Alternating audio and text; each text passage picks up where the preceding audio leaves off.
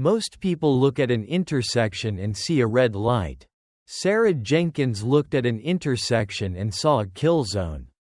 It was a Tuesday night in Baltimore. 3 a.m. And the rain was coming down in sheets, turning the neon reflections of late-night liquor stores into blurry smears of red and blue on the wet asphalt. Sarah sat behind the wheel of her beat-up 2012 Honda Civic, her hands resting lightly at the 10 and 2 positions. Her knuckles weren't white, her breathing was entirely even. It was muscle memory. 7 years ago, her hands hadn't been wrapped around the worn synthetic leather of a dying sedan. They had been gripping the massive steering column of a 20-ton MRAP, a mine-resistant ambush-protected vehicle, navigating the dusty, IED-laced roads of the Helmand province in Afghanistan.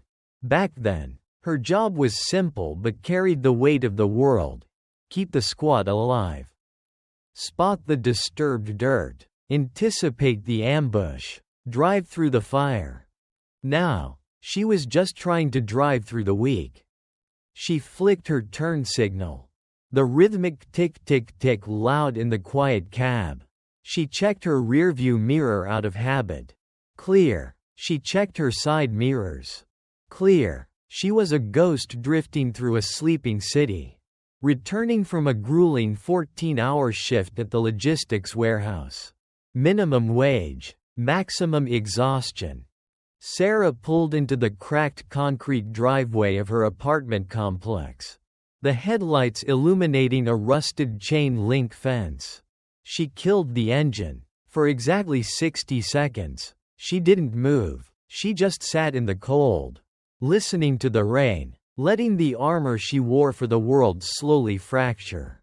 She closed her tired, hazel eyes and let out a breath that shuddered with a deep, marrow-deep bone weariness.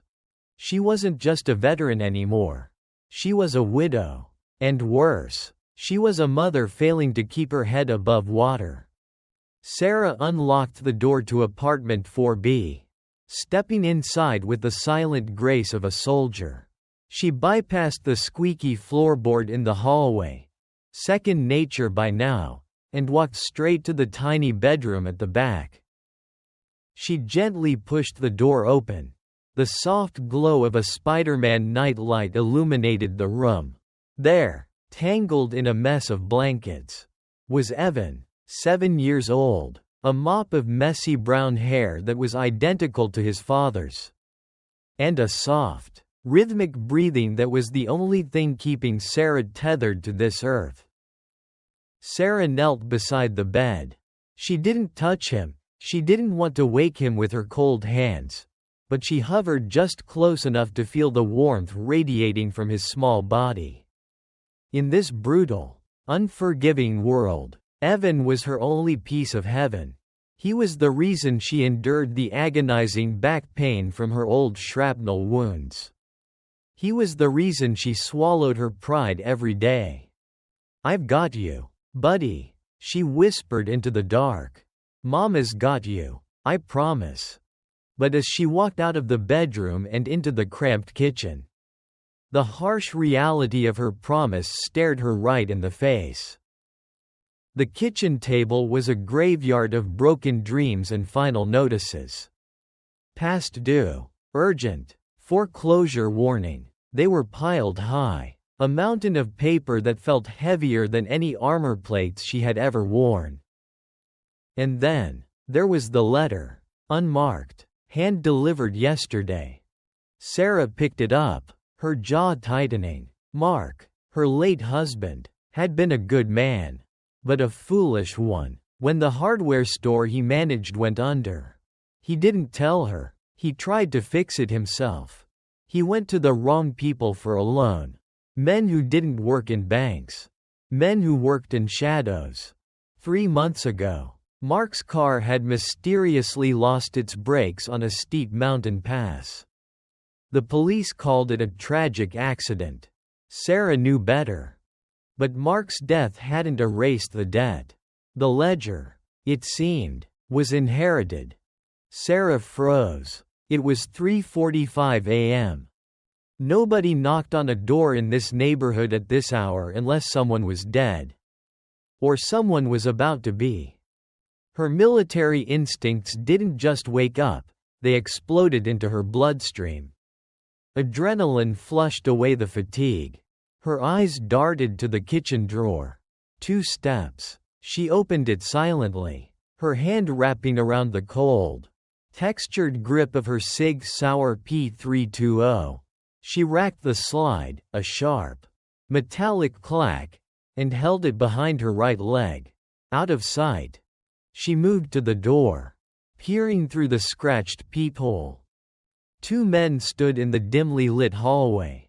They weren't wearing ski masks or holding shotguns. They were terrifyingly unremarkable. Both wore tailored, expensive dark suits. The rain had ruined the shoulders of their jackets. The man in front was tall, thin, with silver hair slicked back and a face carved out of granite. He looked at the peephole. He knew she was looking. "Mrs. Jenkins." The man's voice carried through the cheap wood. It was smooth, polite, and lethal. "We know you're armed. We know Evan is sleeping in the back room. Please, put the Sig Sauer away. We are not here to wake the boy. We are here to talk about Mark." Sarah's blood ran ice cold. They know about Evan. Audio cue. Heartbeat sound effect. Slow and heavy. The sound of a deadbolt sliding open. She didn't put the gun away. But she unlocked the deadbolt and pulled the door open a few inches, blocking the gap with her body. The gun remained hidden behind her thigh, her finger resting just outside the trigger guard. "Who are you?" Sarah's voice was a low, dangerous rasp. No fear, just pure, unadulterated hostility. The silver-haired man offered a smile that didn't reach his dead eyes. "You may call me Mr. Silas. This is my associate, Ward. We represent the creditors holding your late husband's aggressive mortgage." "Mark is dead," Sarah said, her grip on the pistol tightening. "Whatever he owed you died with him." Mr. Silas sighed, a soft, patronizing sound. If only the world's economy worked on such sentimental terms. "Mrs. Jenkins." Mark borrowed a substantial amount of capital. $400,000, to be exact. Sarah felt the breath leave her lungs. But her face remained a mask of stone. 400,000. It was an impossible number. It might as well have been 40 million. "I don't have it," she stated flatly. "I work in a warehouse. You can kill me. You can tear this apartment down to the studs. But you won't find a dime. We are businessmen." "Sarah. May I call you Sarah?" Silas didn't wait for an answer. "Killing you yields a 0% return on our investment. And making an orphan of little Evan? Well, that's just bad karma. We don't want your life. And we don't want your money." Silas leaned in slightly. The smell of expensive cologne and ozone from the rain drifted into the apartment. "We want your resume." Sarah frowned, her mind racing. "What?" Silas pulled a sleek, waterproof tablet from his inner coat pocket and tapped the screen. He held it up. On the screen was a military personnel file. Her file. "Sergeant First Class Sarah Jenkins." Silas read aloud, his eyes gleaming with dark admiration. "1st Cavalry Division. 3 tours in the Middle East. Specialized in high-threat VIP transport and evasive driving in hostile urban environments. Commendations for navigating a disabled striker through a 2-mile ambush under heavy RPG fire without losing a single passenger." Silas lowered the tablet, meeting her eyes. "You see, Sarah, my employers have a logistics problem. We move high-value, highly sensitive, and highly illegal cargo across state lines. The authorities have recently upgraded their pursuit protocols. Our regular drivers are panicking. They get tapped by a police cruiser. And they end up wrapped around a telephone pole. We are losing cargo." Sarah realized where this was going. A sick feeling twisted in her stomach. "No.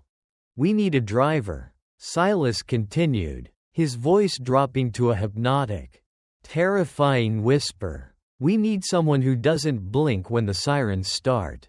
Someone who understands that a 2-ton vehicle is a weapon, not just transportation. Someone who has driven through hell and knows the way out."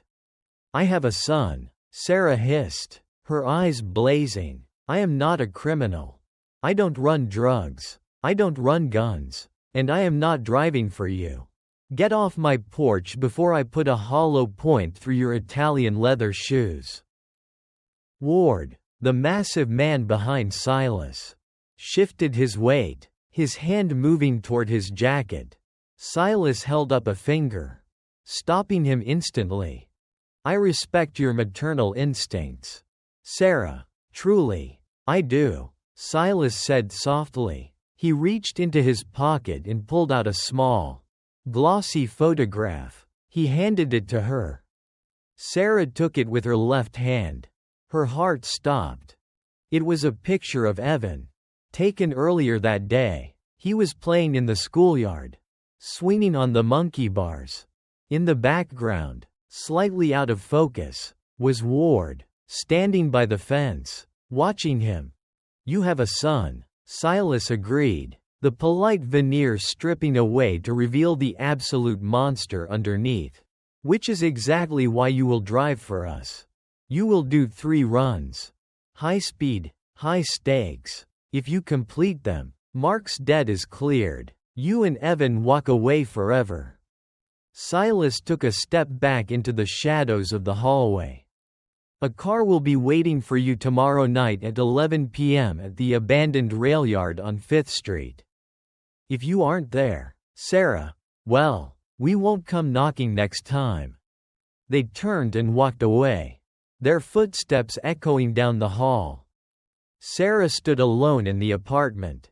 She looked at the picture of Evan, her vision blurring with a mixture of tears and white-hot, uncontrollable rage. Her hand trembled, not from fear, but from the realization of what she had to become.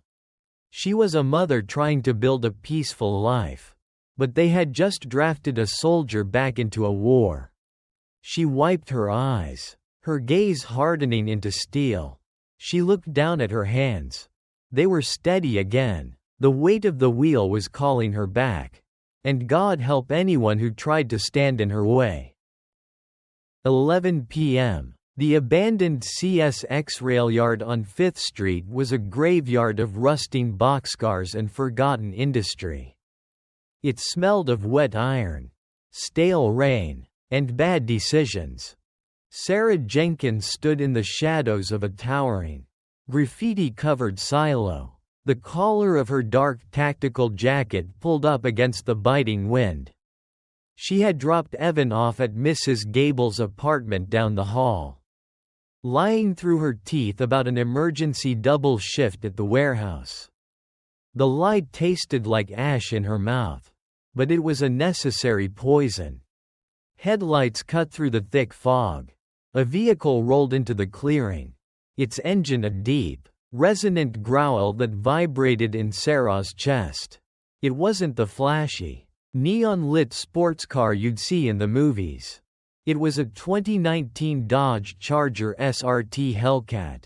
Matte charcoal gray. No chrome. No racing stripes. No license plates. It looked like a shark prowling through murky water. The driver's door opened, and Ward stepped out. The massive man didn't say a word. He just tossed a set of heavy keys through the air. Sarah caught them with one hand. Mr. Silas emerged from the shadows of a nearby loading dock, looking entirely out of place in his pristine overcoat. "Punctual. I like that, Sarah," Silas said, walking toward the trunk of the Hellcat. He popped it open. Inside were 3 large, black canvas duffel bags. They were heavy, packed tight. I assume you know the golden rule of logistics? I don't ask what's in the bags, Sarah replied, her voice deadpan, and I don't look. Precisely. Silas handed her a burner phone. The GPS is set. You are taking this cargo to a warehouse complex just outside of Alexandria, Virginia. You have exactly 45 minutes. Do not stop for gas. Do not stop for tolls. And most importantly, do not stop for the law. Sarah walked around the Hellcat, inspecting the tires. Michelin Pilot Sport 4S. Good grip for the wet roads. She ran a hand along the rear fender. It felt thicker than factory standard. Armor piercing? She asked, raising an eyebrow. Level 3 ballistic steel lining the doors and trunk. Silas confirmed with a proud smirk. Bullet-resistant glass. Upgraded suspension to handle the extra weight. And a toggle switch under the steering column that kills all exterior and interior lights. We call it the ghost switch. Sarah opened the driver's door and slid into the bucket seat. The smell of high-octane fuel and new leather washed over her. Her hands gripped the steering wheel, and for the first time in 7 years, a dangerous, familiar spark ignited in her chest. This wasn't a Civic. This was a weapon. 45 minutes, Silas repeated, tapping the roof of the car. Drive fast, Sarah, for Evan's sake. Sarah hit the interstate by 11:12 p.m. The Hellcat ate up the asphalt, the supercharger whining like a jet turbine as she effortlessly wove through the sparse late-night traffic. She kept the speedometer hovering just above 80, fast enough to make time, but not fast enough to immediately draw attention. She was in the zone. Her eyes constantly scanned the horizon, checking the side mirrors, reading the flow of the cars ahead. It was just like convoy duty outside of Kandahar. Anticipate the threat. At 11:25 p.m., the threat arrived. Sarah checked her mirror. A Maryland State Trooper cruiser was riding her bumper, its lights cutting blindly through the rain. She didn't panic. Her heart rate barely spiked. All right, let's see what this boat can do, she muttered to herself. She downshifted and slammed her foot onto the accelerator. The Hellcat violently surged forward, pinning Sarah back into the seat. In seconds, the speedometer climbed 100, 115, 130 miles per hour. The police cruiser began to shrink in her mirror, but the radio chatter had already started. Up ahead, a mile down the interstate, Sarah saw them. 3 more state trooper vehicles had formed a rolling blockade across all 3 lanes, slowing traffic to a crawl to trap her. She was boxed in, concrete median to her left, a steep, muddy ditch to her right. Most drivers would slam on the brakes and put their hands on the wheel. Sarah Jenkins was not most drivers. She remembered the 2-ton MRAP. She remembered the ambush. Hold on tight, boys, she whispered. Instead of braking, she aimed the Hellcat straight for the tiny gap between the right lane cruiser and the muddy shoulder. She waited until the very last second. Sarah flicked the steering wheel hard. She initiated a controlled drift, the rear of the Hellcat sliding out. She threaded the needle at 90 miles per hour, her armored driver's side door scraping violently against the bumper of the police cruiser in a shower of orange sparks. She clipped the mud on the shoulder, the car fishtailing wildly.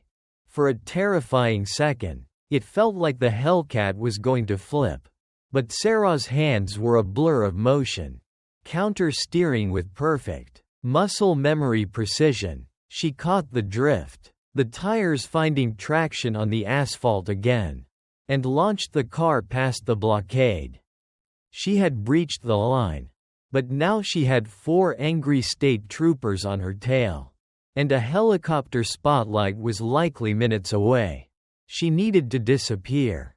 Sarah glanced at the upcoming exit sign, Industrial Park 1 mile. She took the exit at a lethal speed, the tires screaming in protest. As she dove into the maze of unlit, towering warehouses, she reached under the steering column. Her fingers found the cold metal toggle. The ghost switch. She flipped it. Every light on the Hellcat, headlights, taillights, dashboard, brake lights, instantly died. The car plunged into absolute, pitch-black darkness. Sarah didn't hit the brakes. She let off the gas, allowing the car's momentum to carry it silently into a narrow alleyway between 2 massive shipping containers. She pulled the emergency brake to slide the car 180 degrees, pointing the nose back toward the street she had just left. She sat in the pitch-black cabin, holding her breath. 10 seconds later, 3 police cruisers roared past the alleyway, their sirens blaring, their spotlights sweeping the empty road ahead, completely missing the matte gray car hidden in the shadows. Sarah exhaled slowly, her chest heaving. Her hands were still locked onto the wheel. She looked at the digital clock on the burner phone. 11:38 p.m. 7 minutes to the drop. She flipped the lights back on. The beast purred in the dark. 1 down, Sarah said into the empty car. 2 to go. 11:43 p.m. 2 minutes to spare. Sarah killed the headlights as the Hellcat rolled up to the rusted, corrugated iron gates of the Alexandria warehouse complex. The GPS on the burner phone blinked a steady, cold green. She was exactly where Mr. Silas had commanded her to be. The rain had reduced to a heavy drizzle, but the fog rolling off the nearby Potomac River was thick, swallowing the amber glow of the few working street lamps. Sarah didn't like fog. In the Korengal Valley, fog meant snipers. Here, it just meant blind spots. She kept the car in drive, her foot resting lightly on the brake. She scanned the perimeter. No cameras on the outer walls. 2 exit routes. 1 choke point. If things went sideways, she'd have to reverse out at 40 miles an hour. Blind, and pray she didn't hit a concrete pylon. Sarah eased off the brake, allowing the Hellcat to creep inside. The doors ground shut behind her with a terrifying finality.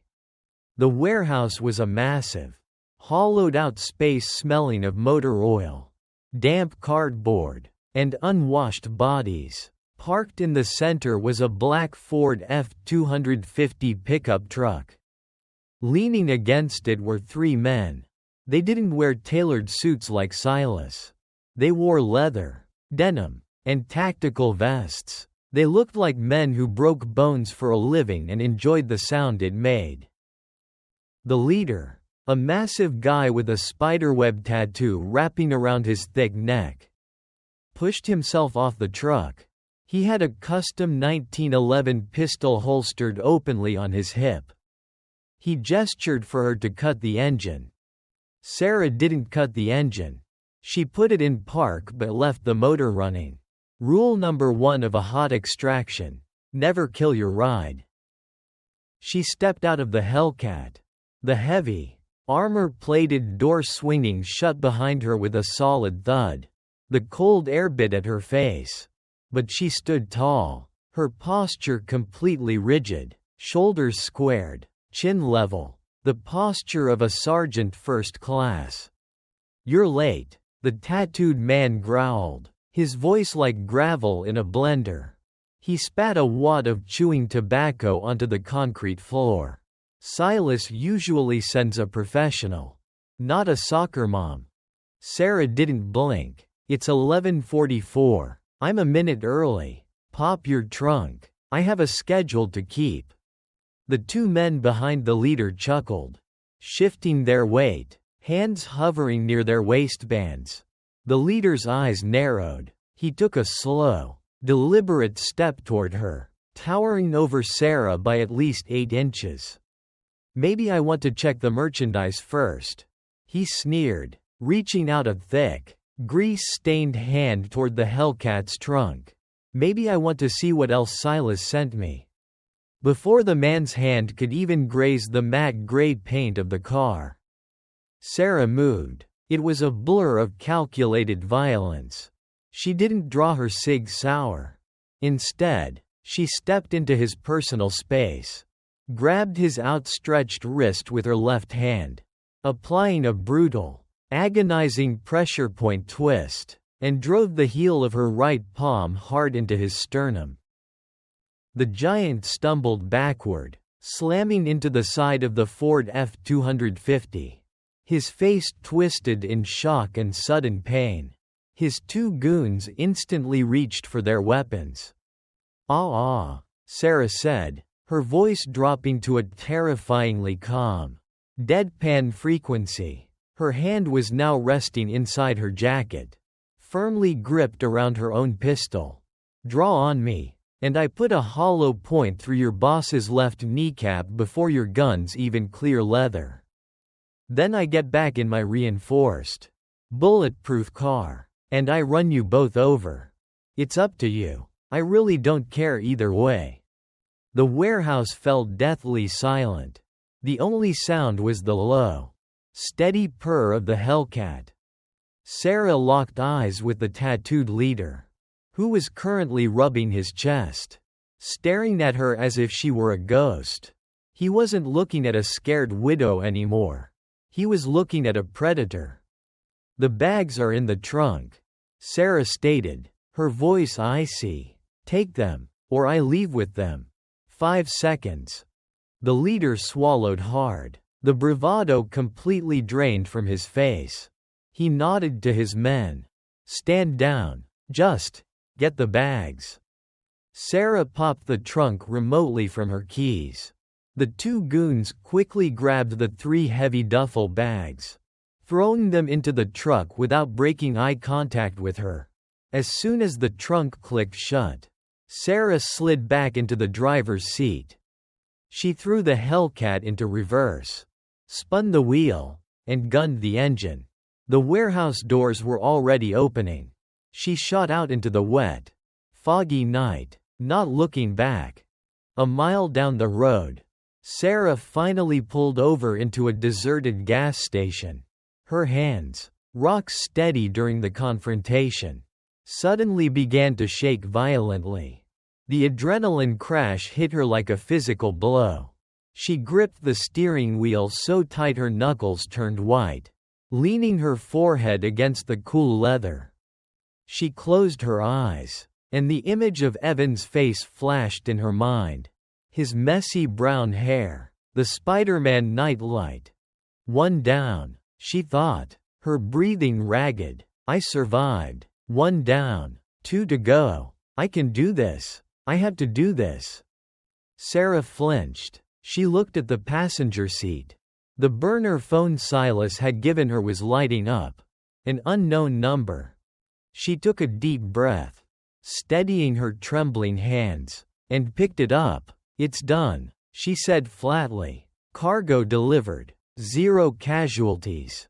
"Excellent work, Sarah." Silas's smooth, patronizing voice oozed through the speaker. "My associates in Alexandria noted that you were highly persuasive. I knew I picked the right soldier. I did my job. That's one run off the books. I'm going home to my son." "Ah, about that," Silas said, the polite tone vanishing, replaced by something much colder. "There has been a slight change of schedule. The authorities are moving faster than anticipated, and our timeline has accelerated." Sarah's blood turned to ice. "What are you talking about? Run number 2 isn't next week."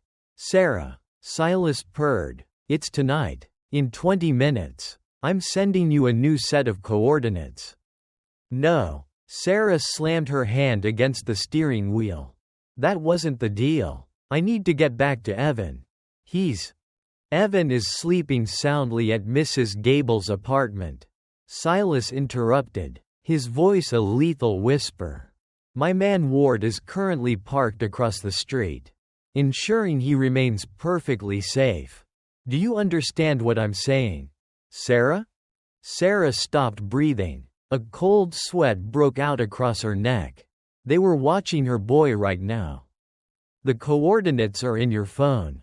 Silas continued. And Sarah? The cargo for this next run isn't in duffel bags.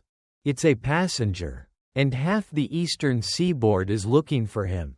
If he gets caught, you get caught. If you get caught, Evan becomes an orphan. Drive safe. Sarah stared at the dead phone screen. The trap hadn't just closed, it had locked. She slammed the Hellcat into drive. Her eyes burning with tears she refused to shed. She wasn't driving for a debt anymore. She was driving for her son's life. 20 minutes. That was all Silas had given her. 20 minutes to cross 2 county lines while a digital noose tightened around her 7-year-old son's neck.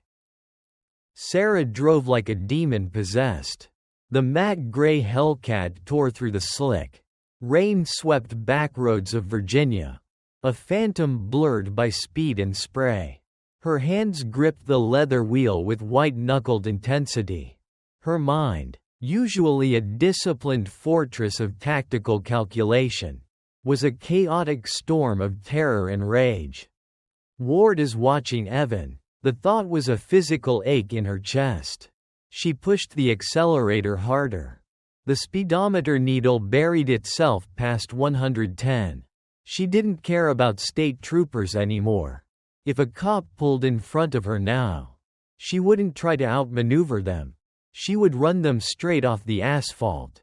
She was a mother operating on pure, unadulterated survival instinct.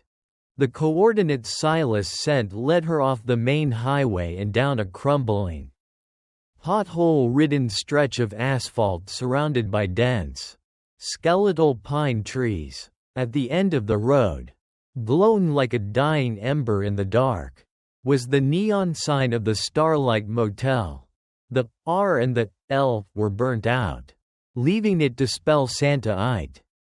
It was a decaying, single-story cinder block structure, the kind of place people went to hide. Or to die, usually both. Sarah killed the headlights a quarter-mile out, letting the car coast silently into the cracked parking lot. She backed the Hellcat into a spot right next to an alleyway, keeping the nose pointed toward the exit. Engine idling, ready to launch. Room 114. She checked her Sig Sauer, ensuring a round was chambered, and slid it into the front pocket of her tactical jacket. She stepped out into the freezing drizzle and walked toward the room, her boots making no sound on the wet concrete. The curtain to room 114 was drawn tight, but a sliver of jaundiced yellow light spilled out onto the walkway. Sarah didn't knock. She didn't want to announce her position in the fatal funnel of the doorway. Instead, she stood to the side of the doorframe and tapped the toe of her boot against the wood. 3 times. Pause. Twice. The military knock for a friendly approach. Silence. Then, the deadbolt clicked. The door opened a fraction of an inch. Silas? A voice whispered. It wasn't the voice of a hardened criminal. It sounded young, terrified, trembling. I'm the transport, Sarah said softly, keeping her back flat against the exterior wall. We have a schedule. Let's go. The door swung open. Standing in the doorway was a kid who couldn't have been older than 22. He was wearing a dark hoodie and wire-rimmed glasses that were crooked on his pale face. He was clutching a heavy, metallic briefcase to his chest like a shield. But that wasn't what made Sarah's breath catch. It was the blood.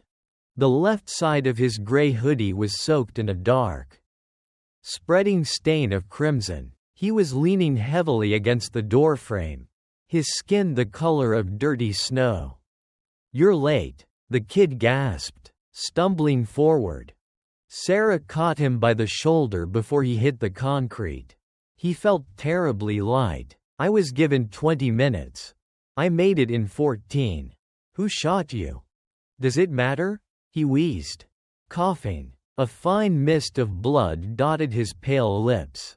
"My name is Leo, and if we don't leave right now, we're both going to end up in a landfill." Sarah slung Leo's right arm over her shoulder, supporting his weight. "Car is 30 yards away. Keep your head down." They made it 10 yards. Contact left. Sarah screamed, her military training instantly hijacking her brain. She shoved Leo hard to the ground, diving behind a rusted ice machine as a second shot shattered the motel room window they had just left. "Get down and stay down," Sarah roared over the deafening noise. She drew her Sig Sauer and peered around the edge of the ice machine. 2 matte black Chevy Suburbans had just torn into the motel parking lot, their headlights blinding. Doors flew open before the SUVs even stopped rolling. 4 men piled out, dressed in heavy tactical gear, armed with suppressed AR-15s. They were moving with terrifying, practiced coordination. These weren't street thugs like the guys at the warehouse. These were private military contractors. Mercenaries. "Silas, you son of a bitch," Sarah thought. "What did you drag me into?" "Cover your ears," Sarah yelled to Leo. She leaned out, acquiring a target in a fraction of a second. She squeezed the trigger twice. Pop pop. Suppressing fire. "Pin them down," one of the mercs shouted. A hail of bullets slammed into the ice machine, tearing the metal to shreds. Water and freon sprayed into the air. They were trapped. They couldn't stay here, and the Hellcat was 20 yards of open ground away. Sarah looked at Leo. The kid was curled into a ball, clutching the briefcase, sobbing in sheer terror. He looked so much like a frightened child. He looked like Evan. A switch flipped inside Sarah's mind. The fear vanished, replaced by an ice-cold, hyper-focused fury. "Leo." Sarah grabbed him by the collar, forcing him to look at her. "I am going to lay down cover fire. When I yell, 'Go!' you run to the gray car at the end of the lot. You do not stop. You do not look back. Do you understand me?" Leo nodded frantically, his eyes wide with panic. "Ready?" Sarah took a deep breath. She dropped the empty magazine from her pistol and slammed a fresh one home. "Go!" Sarah stepped out into the open, moving in a practiced tactical glide. She fired 3 shots at the closest Suburban, shattering the windshield and forcing the shooters to duck. Leo scrambled to his feet and sprinted toward the Hellcat, slipping on the wet asphalt but keeping his grip on the briefcase. "Take the driver out," a voice barked from the darkness. Sarah felt the wind of a bullet graze her cheek. She dropped to one knee, fired her last 2 rounds to keep them pinned, and sprinted the final 10 yards to the Hellcat.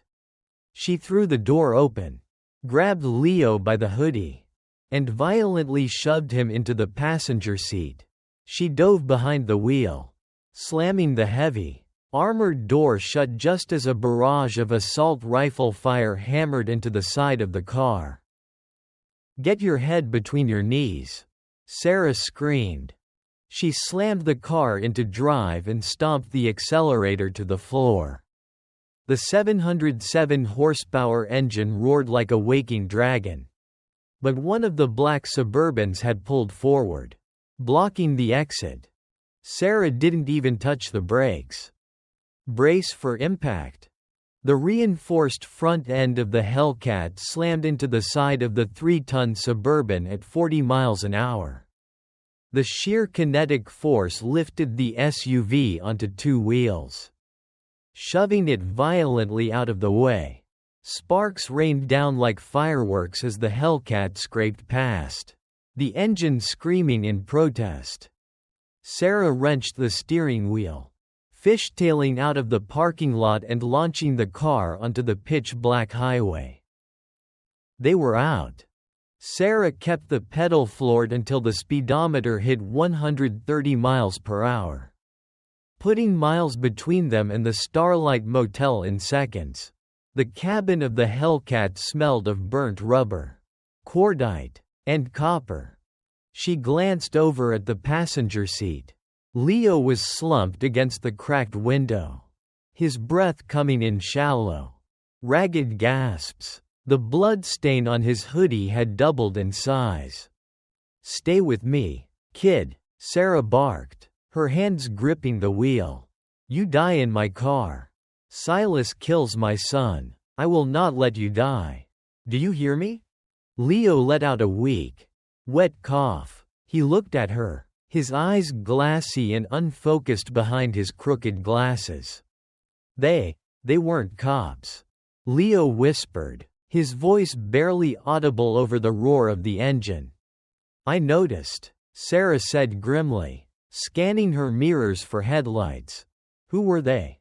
Leo clutched the metallic briefcase tighter to his bleeding chest. "The cartel. The Sinaloa boys. Silas stole from them. I have the ledgers. The accounts." Leo's eyes rolled back slightly, his head lolling to the side. "Silas isn't paying off your husband's debt, Sarah. He's using you as bait, to distract them while he runs." Sarah slammed on the brakes, the Hellcat screeching to a halt in the middle of the empty, dark highway. She stared at the bleeding boy in the passenger seat. The world seemed to stop spinning. The truth hit her with the force of a freight train. There was no debt forgiveness. There was no walking away. Silas was burning her to save himself, and Evan was sitting in the crosshairs. Sarah looked at her trembling hands. They weren't shaking from fear anymore. They were shaking with rage. She picked up the burner phone. She didn't call Silas. She turned it off, snapped it in half, and tossed it out the window. "All right, Silas," Sarah whispered into the dark cab, her voice dripping with venom. "You want a war with a soldier? You just started one." The adrenaline was beginning to fade, leaving behind a cold, sharp clarity.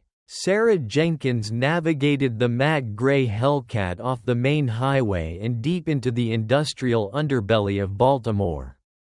She didn't use the headlights.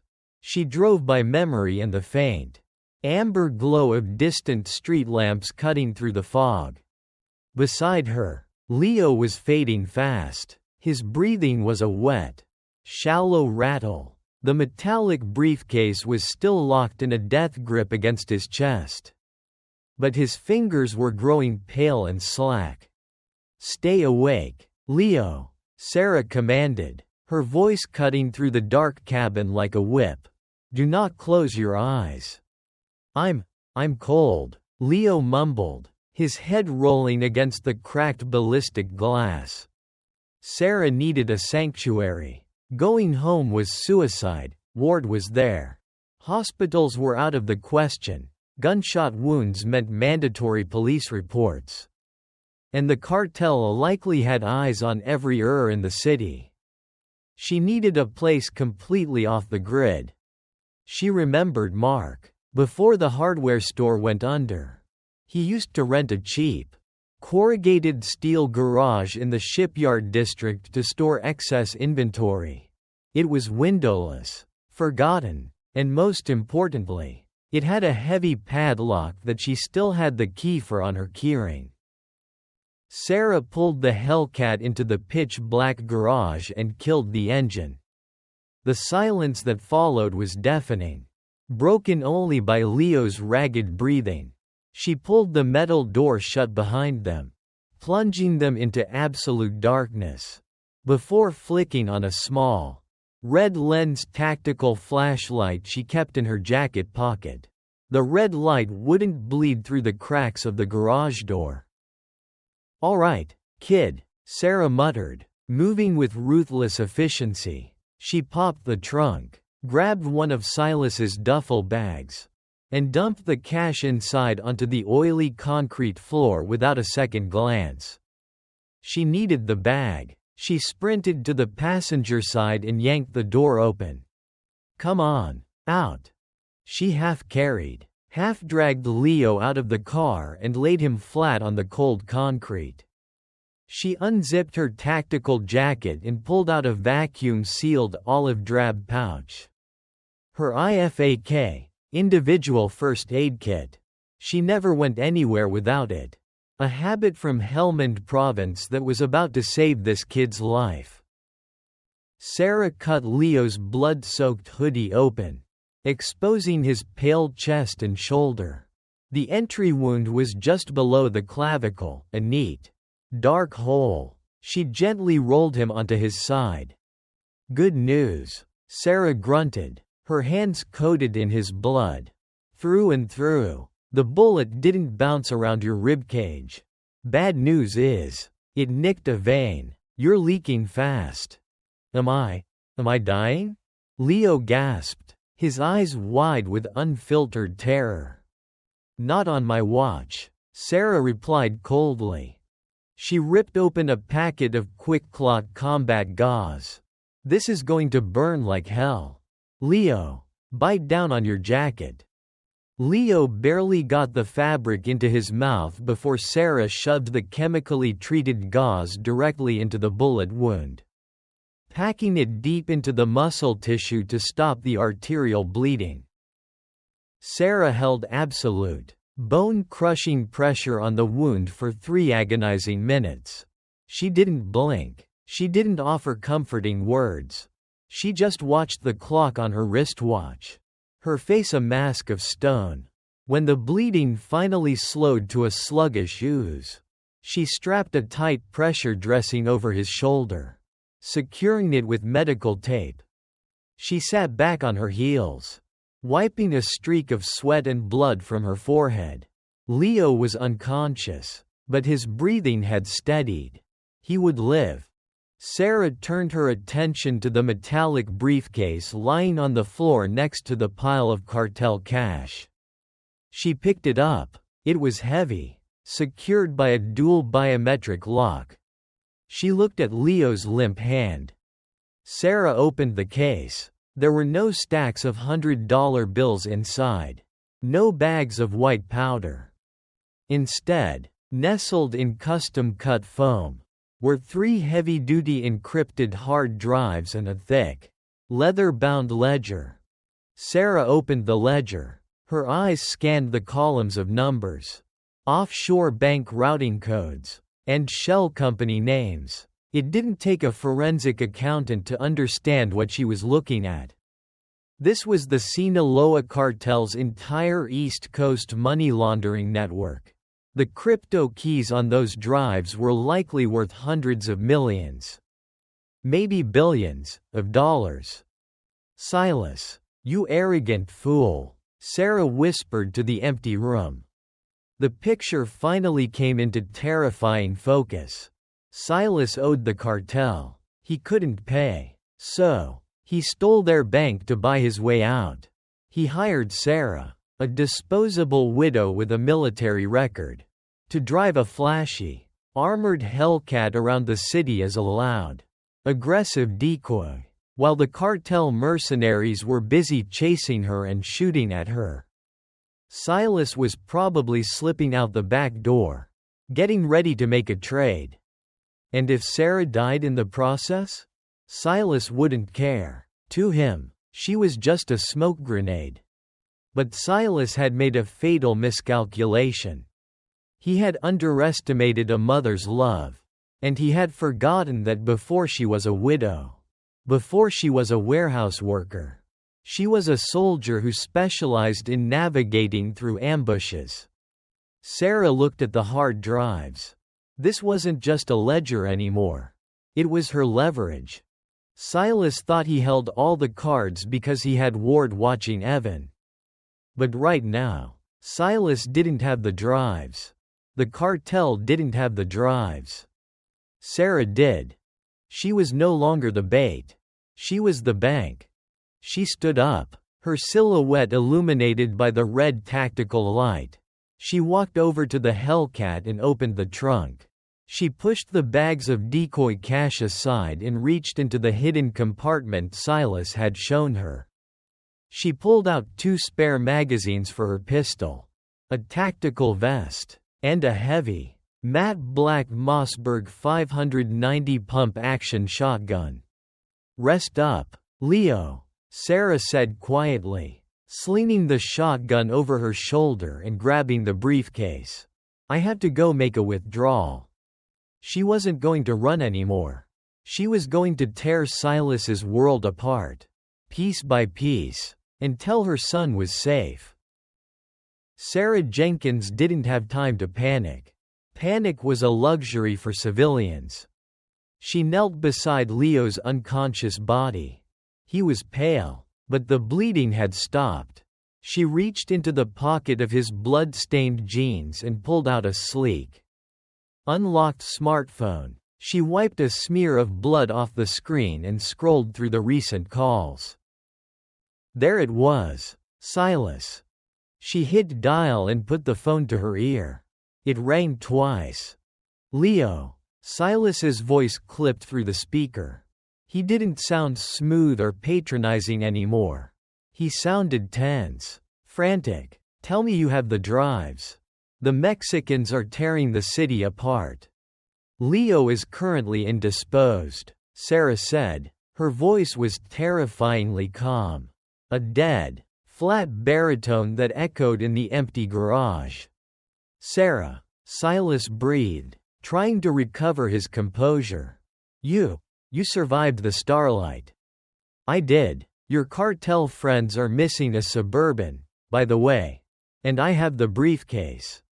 "Listen to me very carefully, Sarah," Silas said, his voice dropping to a lethal whisper. "You are holding a nuclear bomb.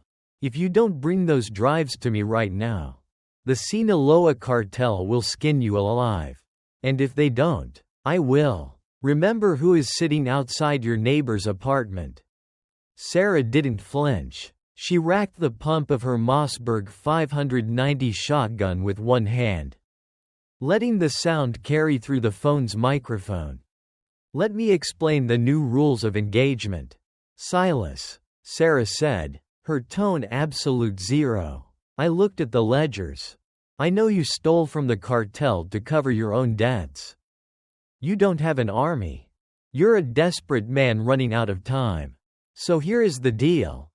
I have the keys to your survival. If you want them, you are going to call Ward right now. You tell him to walk away from my building. If he even breathes on the doorknob to Mrs. Gable's apartment, I will mail these hard drives directly to Sinaloa with your GPS coordinates attached." "You wouldn't dare," Silas hissed. "I'm a mother protecting her child," Sarah replied coldly. "Try me. Call your dog off. Now." She hung up. She didn't wait for his answer. She knew Silas was a snake. And snakes didn't follow rules. He would call Ward, but not to tell him to leave. He would tell him to take Evan hostage. She had to get there first. Sarah left Leo in the garage with a bottle of water and a loaded pistol on his chest. She took the Hellcat, keeping the ghost switch engaged. She drove through the back alleys of Baltimore like a shadow, a phantom in the rain. 12:45 a.m.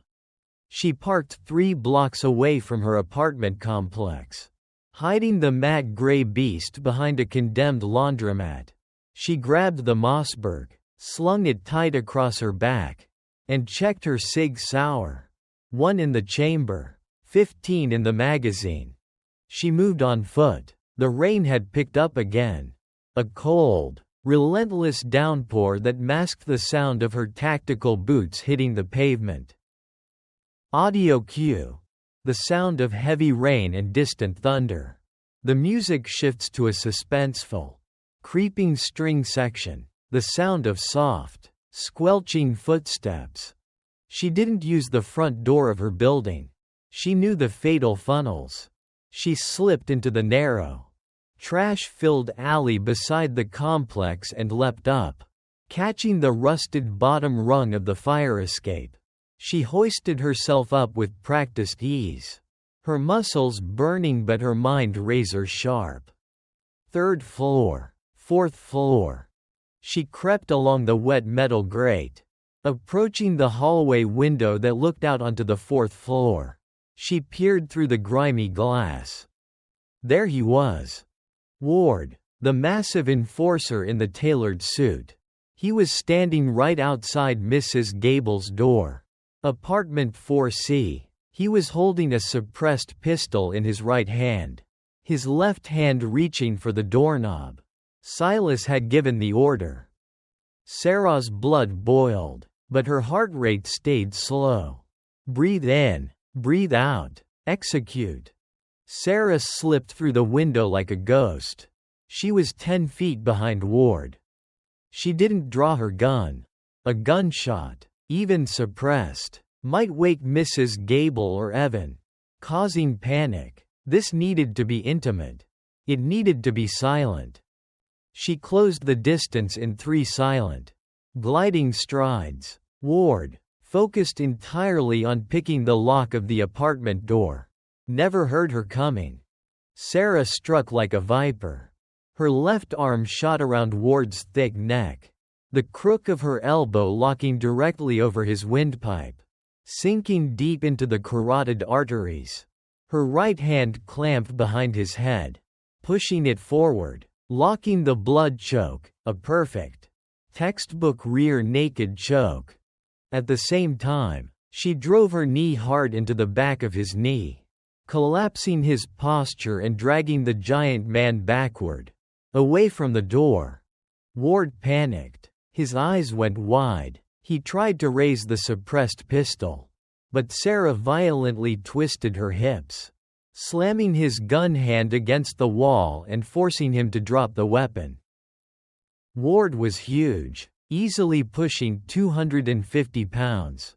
He thrashed wildly, his massive elbows slamming into Sarah's ribs, bruising muscle and bone, but she didn't let go.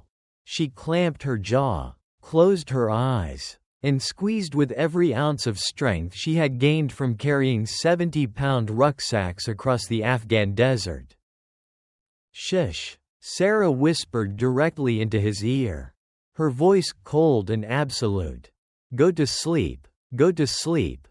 6 seconds. 10 seconds. Ward's thrashing began to slow. His hands clawed weakly at her arm. 14 seconds. His eyes rolled back. His massive body went completely limp. Dead weight in her arms. Sarah lowered him to the carpet without making a sound. She quickly zip-tied his hands behind his back and his ankles together using heavy-duty plastic cuffs from her tactical vest. She shoved a rag into his mouth and taped it shut. He wouldn't be waking up for a while. And when he did, he wouldn't be going anywhere. She stood up, her chest heaving, her ribs aching from the struggle. She picked up his suppressed pistol and tucked it into her waistband. She turned to Mrs. Gable's door. Her hands, which had just flawlessly choked out a giant, were suddenly trembling. She knocked softly. "Mrs. Gable? It's Sarah." A minute later, the door unlatched. The elderly woman peered out, blinking sleepily through her thick glasses. "Sarah, dear, it's so late. Is your shift over?" "It is, Mrs. Gable. I'm so sorry to wake you." Sarah forced a warm, tired smile, carefully positioning her body to block the old woman's view of the bound man lying in the shadows down the hall. "Is Evan?" "He's fast asleep on the sofa." "Sweetie. Didn't even stir." Sarah stepped inside. The apartment smelled of peppermint tea and old books. And there, wrapped in a knitted afghan on the couch, was Evan. He was holding a small, plastic action figure. Sarah fell to her knees beside the couch.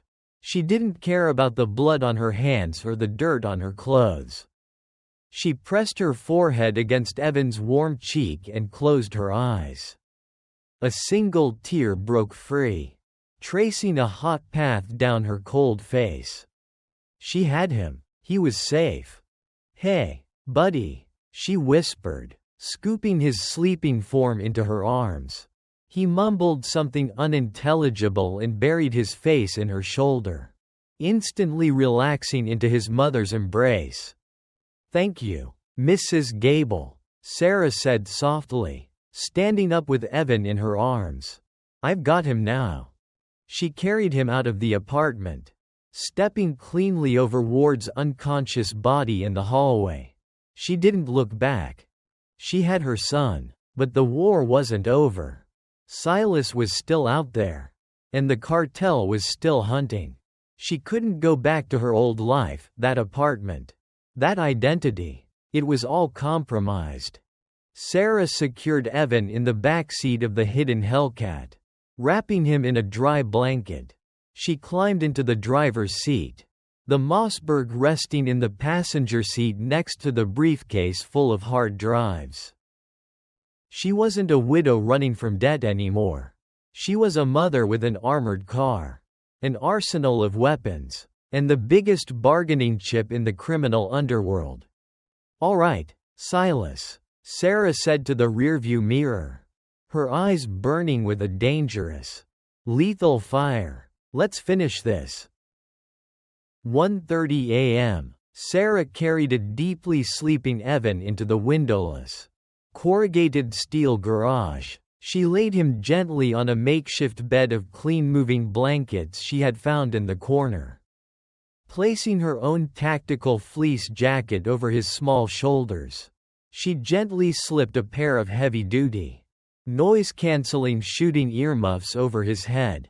He wouldn't hear a thing. Across the room, Leo was propped up against the cold concrete wall, his face the color of wet ash. He was awake, clutching the pressure dressing on his shoulder, his eyes tracking Sarah's every movement. Is that your kid?" Leo croaked, his voice barely a whisper. "Yes," Sarah said, her voice devoid of any emotion. She walked over to the metallic briefcase containing the cartel's hard drives. She didn't open it, she just picked it up.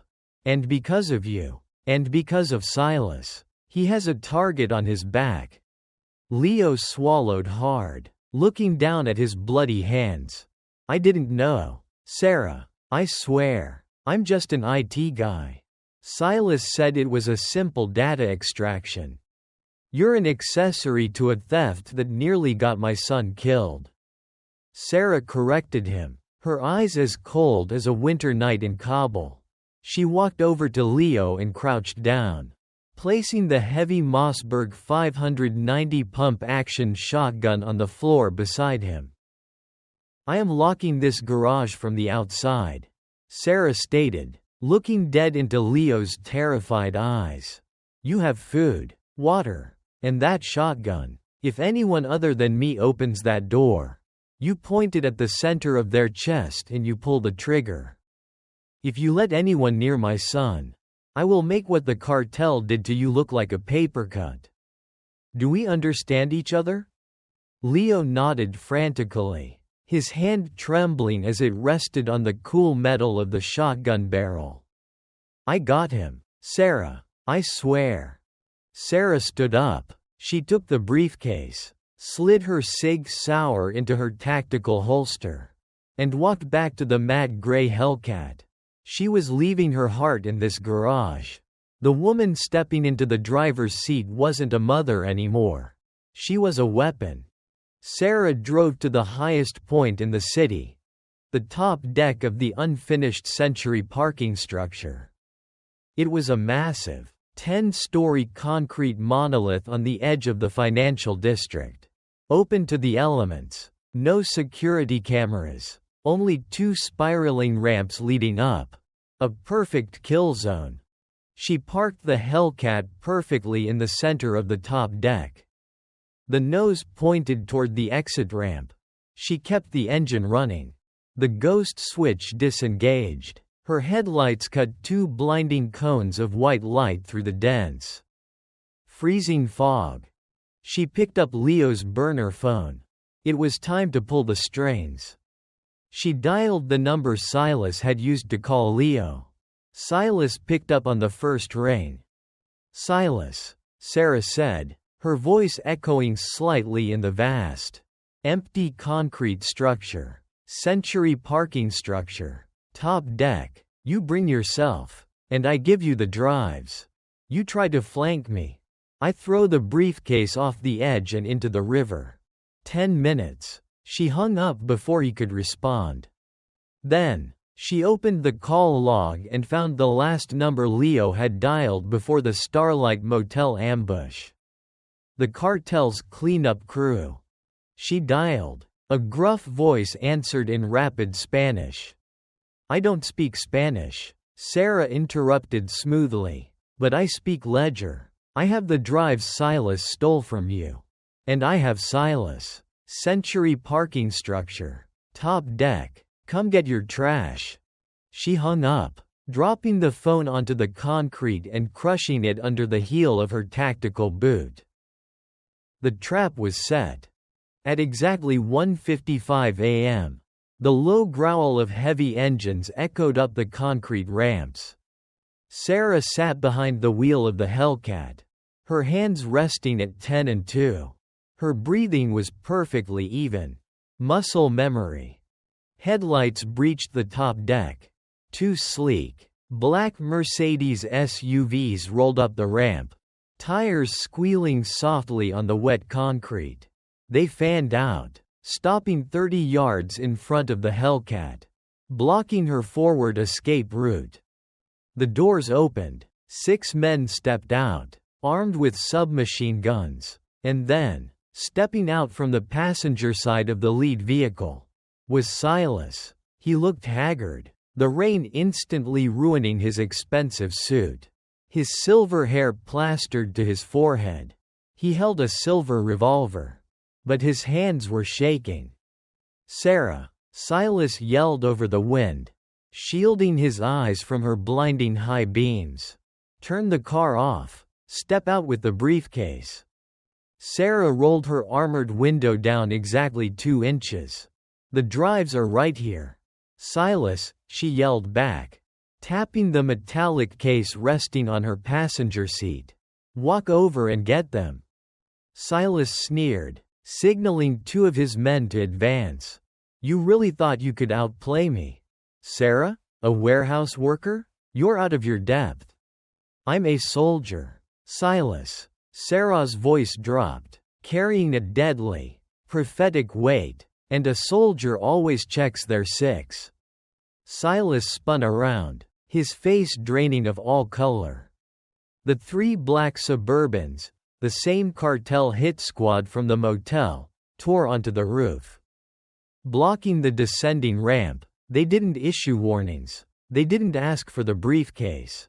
They saw Silas, the man who stole their millions. And they opened fire. Ambush. Return fire. One of Silas's men screamed before being thrown backward by a hail of 5.56 rounds. Silas dove behind the engine block of his Mercedes, screaming in sheer terror as the cartel mercenaries advanced, laying down a devastating wall of lead. The crossfire was instantaneous and brutal. Sarah didn't wait to watch the carnage. She threw the Hellcat into reverse. The heavy, armored car shot backward at 40 miles an hour. tires screaming against the concrete. Two cartel shooters spotted her moving and pivoted, opening fire on the matte gray beast. Sarah ducked her head, trusting the level 3 ballistic steel. She slammed the brakes, spinning the steering wheel hard. The Hellcat executed a flawless, high-speed J-turn, whipping the front end around 180 degrees to face the edge of the parking structure. She wasn't going down the ramps. They were blocked by cartel vehicles. She looked at the low concrete barrier separating the top deck from a 5-story drop onto an adjacent lower warehouse roof. It was a 20-foot gap. "Hold on tight," Sarah whispered. She slammed the gear shift into drive and stomped the gas pedal flat against the floorboard. The Hellcat surged forward like a missile, accelerating to 60 miles an hour in less than 4 seconds. Bullets pinged harmlessly off her rear bumper as she cleared the kill zone. She hit the concrete barrier. The 2-ton armored car smashed through the barrier, launching into the freezing night air. For a terrifying, beautiful second, the Hellcat was flying above the glowing city of Baltimore. Then, gravity took over. Sarah's teeth rattled in her skull from the impact, her seatbelt locking hard against her collarbone. The car skidded wildly across the wet tar roof, fishtailing toward the edge, but her military reflexes took over. She counter-steered, pumping the brakes, bringing the roaring beast to a halt just inches from the edge of the warehouse roof. She sat there, her chest heaving, listening to the muffled, distant sounds of the massacre still happening on the parking structure 5 stories above her. The cartel was finishing off Silas and his men. The debt was officially cancelled in blood. Sarah looked at the briefcase on the passenger seat. The cartel's money. Silas's doom. She unlatched her window, picked up the heavy metallic case, and tossed it casually out into the dark alley below. Let the cartel find it. She didn't want their dirty money. She just wanted her life back. Sarah took a deep, shuddering breath. The air smelled of rain, exhaust, and freedom. She reached under the steering column and flipped the ghost switch. The Hellcat went completely dark, disappearing into the shadows of the city once more. She had won the war. Now, it was time to go pick up her son. 3:15 a.m. The rain had finally stopped, leaving the streets of Baltimore slick and gleaming under the amber street lights. The matte gray Hellcat, now deeply scarred, missing its front bumper, and covered in concrete dust, rolled silently back into the shipyard district. It looked like a bruised and battered gladiator returning to its cell. Sarah killed the engine. For the first time all night, she didn't leave the keys in the ignition. She pulled them out, the heavy metal cold against her palm. She stepped out of the car, her muscles screaming in protest. Every inch of her body ached, bruised ribs from Ward, ringing ears from the cartel's gunfire, and the bone-deep exhaustion of a soldier who had just fought a war on her own soil. But her mind was completely, beautifully clear. She walked over to the corrugated steel garage and unlocked the heavy padlock. Sarah stepped into the dimly lit space, her hand resting instinctively on the grip of her Sig Sauer. "I'm clear," she announced softly into the shadows. From the corner, behind a stack of wooden pallets, a figure emerged. It was Leo. He looked terrible, pale, sweating, and clutching his bandaged shoulder, but his hands were empty. The Mossberg 590 shotgun was resting on the floor, safely pointed at the wall. "You're alive," Leo breathed, a mixture of disbelief and profound relief washing over his face. Sarah didn't answer him right away. Her eyes instantly darted past him, searching the makeshift bed in the corner. Evan was exactly where she had left him. The heavy shooting muffs were still over his ears, his chest rising and falling in a deep, peaceful sleep. He hadn't heard the gunfire. He hadn't heard the sirens. He was completely untouched by the hell his mother had just driven through. Sarah let out a breath she felt like she had been holding for 7 years. She walked over, knelt on the oily concrete, and gently brushed a lock of messy brown hair from his forehead. "I kept my word," Leo said quietly from across the room. Nobody came near him. Sarah stood up and turned to the young hacker. "Silas is dead," she stated flatly. "The cartel caught him on the Century roof. It's over." Leo slumped against the wall, sliding down until he was sitting on the floor. He buried his face in his good hand. "And the drives?" "At the bottom of a dumpster on 4th Street. Sarah replied. "The cartel will find them. They'll get their money back. And they'll consider the ledger settled. As far as they're concerned, the driver and Silas both went down in the crossfire." She walked over to the trunk of the Hellcat and pulled out the duffel bag full of Silas's decoy cash, tens of thousands of dollars in untraceable bills. She tossed it onto the floor at Leo's feet. "What's this?" Leo asked, looking up. "Severance pay," Sarah said. "Silas owed you for the bullet hole. There's enough in there to get you across the country and buy you a new identity." "But Leo?" Sarah crouched down, meeting his eyes with a gaze of absolute steel. "If I ever see you again, if I ever find out you kept a backup of those drives, or if you ever breathe my name to anyone, I will find you, and I won't bring a medical kit next time. Understood?" Leo nodded furiously, clutching the bag of cash to his chest. "You're a ghost, Sarah. I never met you." "Good boy." Sarah tossed him the keys to the Hellcat. "Wait an hour. Then take the car. Ditch it in the river on the east side. Let the water wash the blood away." She didn't wait for his thanks. She walked back to Evan, gently scooping her sleeping son into her arms. He murmured softly, burying his face into her tactical jacket, right over her heart. Sarah walked out of the garage, into the cool, pre-dawn air. She didn't look back at the armored car. She didn't look back at the city.